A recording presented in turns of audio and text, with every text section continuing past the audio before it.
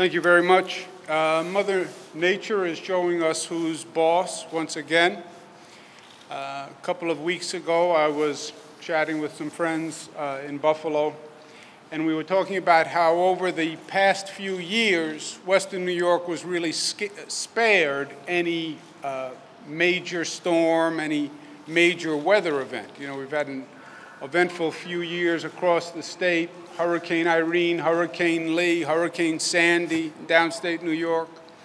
But Western New York was spared, and we said, as soon as those words came out of my mouth, I said, well, now we spoke too fast. And this is an historic event. I believe when all is said and done, this snowfall may break all sorts of records, and that's saying something in Western New York and in Buffalo. I want to applaud the leaders that you have here in Western New York and Buffalo, starting with County Executive Mark Poloncarz and Mayor Byron Brown, who have done extraordinary work. Buffalo itself, known as a city of neighbors, has come together and shown a real sense of community and neighbor helping neighbor, which is always good to see. As you heard from General Murphy in the National Guard and Commissioner McDonald from Department of Transportation, we're bringing in hundreds of pieces of equipment from all throughout the state. We've asked neighboring states for equipment to supplement what we're going to be bringing in from across the state.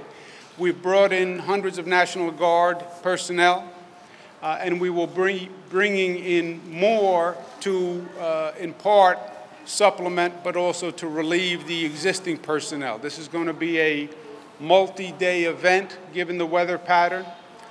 So we're planning a 4 or 5 day workload, and we're adjusting accordingly. With all that said and done, and with all the resources, this is an extraordinarily difficult situation.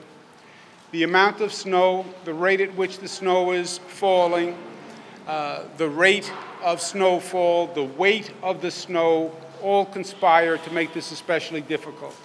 It is then further compounded by having stranded vehicles on the roads, which means now you can't access that road, you can't plow that road until you move the car, which is a very time-consuming matter. So all of this to say it's going to get, in some ways, worse before it gets better.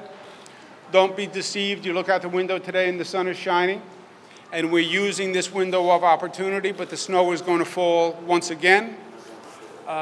So we have further complications ahead. After the snow falls, we're hoping for warming in the weekend, but then you have to watch how fast is the warming, and is there a potential for flooding after the warming. So it's going to be a bit of work for the next few days. We're prepared. We're doing everything we can to be prepared. But again, it is what it is, and this is a very difficult situation to deal with. We need the cooperation of residents and citizens who have been great. But when we say stay home, really stay home. Going out on the roads is dangerous. It's unnecessary. You're not going to get anywhere.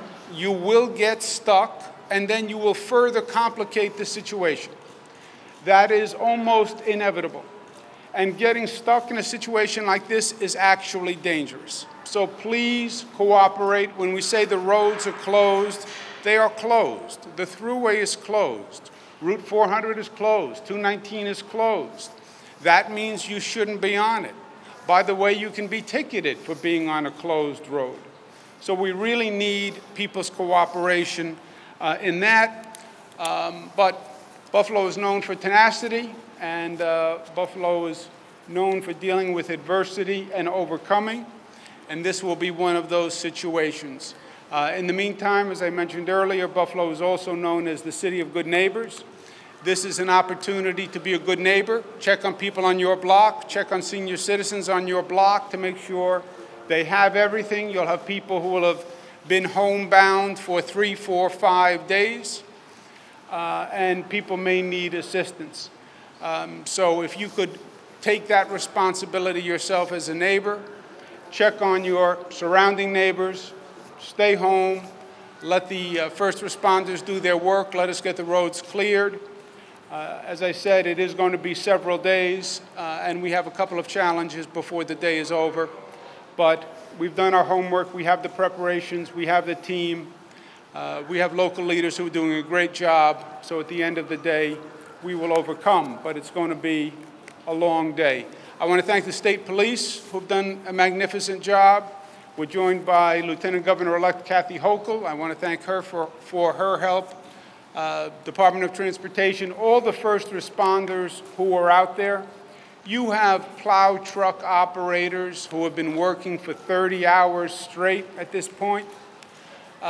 You have public servants who have been out there in extraordinarily difficult situations for several days. They haven't been able to get home.